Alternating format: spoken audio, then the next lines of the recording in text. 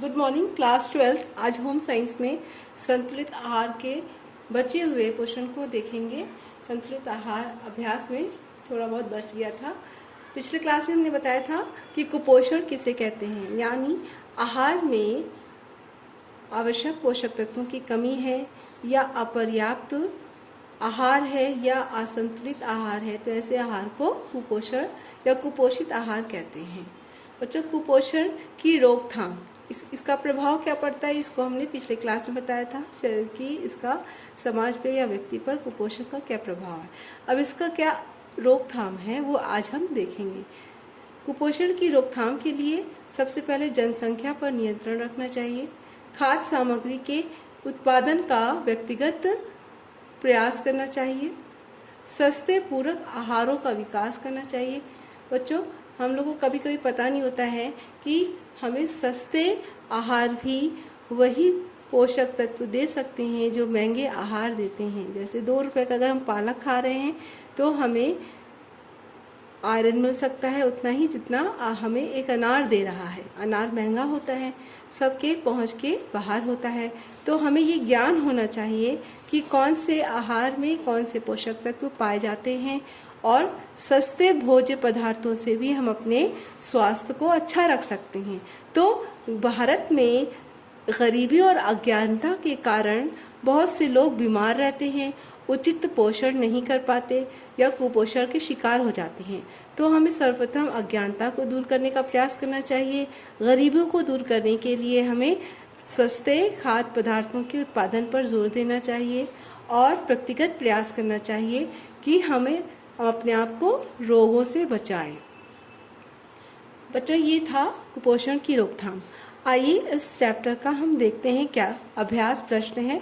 अभ्यास के प्रश्न में हम देखते हैं पहला बहुविकल्पी प्रश्न, अधिक शारीरिक श्रम करने वाले को कितनी कैलोरी चाहिए। बच्चों, जब हम पढ़ा रहे थे तो हमने बताया था कि कैलोरी किसे कहते हैं और जो शारीरिक श्रम कर रहे हैं उन व्यक्ति को कितनी कैलोरी ऊर्जा की आवश्यकता होती है। जो मानसिक श्रम कर रहे हैं, कुर्सी बैठे हुए हैं, उन्हें कम ऊर्जा की आवश्यकता होती है और जो फील्ड वर्क कर रहे हैं जैसे मजदूर हैं, शारीरिक श्रम कर रहे हैं, तो उन्हें अधिक ऊर्जा की आवश्यकता होती है। तो अधिक शारीरिक श्रम करने वाले को लगभग 3600 कैलोरी चाहिए होती है। दूसरा बहुविकल्पी प्रश्न है, संतुलित आहार में विद्यमान होते हैं, मतलब संतुलित आहार में कौन कौन से तत्व विद्यमान होना चाहिए। जैसे बताया था कि संतुलित आहार किसे कहते हैं, उसने बताया था कि प्रोटीन, वसा, कार्बोहाइड्रेट, खनिज लवण, जल, विटामिन, ये सारे पोषक तत्व जिस आहार में होते हैं उन्हें संतुलित आहार कहते हैं। तो इसका आंसर है सभी, यानी सभी पोषक तत्वों की आवश्यकता होती है संतुलित आहार में। बच्चों, नेक्स्ट है, आयोडीन की कमी से कौन सा रोग होता है। आपको पता ही है कि आयोडीन की कमी से घेगा रोग हो जाता है। अब है अति लघु प्रश्न, आइए देखते हैं। जैसे कैलोरी का क्या अर्थ है, पिछले क्लास में हमने बताया था 1 कैलोरी ऊर्जा की वह इकाई जो 1 लीटर जल के ताप को 1 सेंटीग्रेड बढ़ा दे उसे कैलोरी कहते हैं। दूसरा क्वेश्चन है, संतुलित आहार में खनिज लवण का क्या महत्व है। बच्चों, व्यक्ति को स्वस्थ रहने के लिए, उसका अच्छा सा विकास हो, संपूर्ण विकास के लिए संतुलित आहार में खनिज लवण की अत्यधिक आवश्यकता होती है। नेक्स्ट है लघु उत्तरीय प्रश्न में, कुपोषण का क्या अर्थ है। बच्चों, हमने पिछले क्लास में बताया था कि कुपोषण किसे कहते हैं, यानी जब हम आहार असंतुलित ले रहे हैं या अपर्याप्त आहार ले रहे हैं, समय पे भोजन नहीं मिल रहा है या भोज्य पदार्थों की शरीर में कमी हो गई है या पोषक तत्वों की कमी हो गई है, तो हम कुपोषण का शिकार हो जाते हैं। तो कुपोषण का क्या अर्थ है, आहार का असंतुलित होना या अपर्याप्त होना या आहार में आवश्यक पोषक तत्वों की कमी का होना। नेक्स्ट क्वेश्चन है, कुपोषण की रोकथाम के क्या उपाय हैं।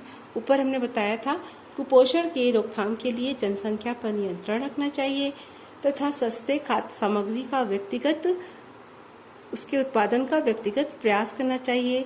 सस्ते पूरक आहारों का सेवन करना चाहिए।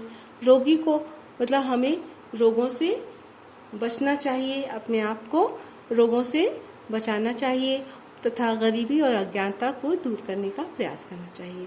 बच्चों, ये था कुछ शॉर्ट क्वेश्चन। अब दीर्घ क्वेश्चन, इससे पहले की क्लास में हमने बताया था आपको संतुलित आहार क्या है और आहार समूह किसे कहते हैं।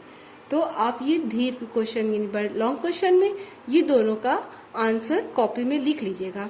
संतुलित आहार क्या है और आहार समूह को समझाइए। ये लॉन्ग क्वेश्चन है जो कॉपी में करके रखिएगा और ये सारे शॉर्ट क्वेश्चन के आंसर हमने आपको बता दिए हैं। तो आज की क्लास में बच्चों इतना ही।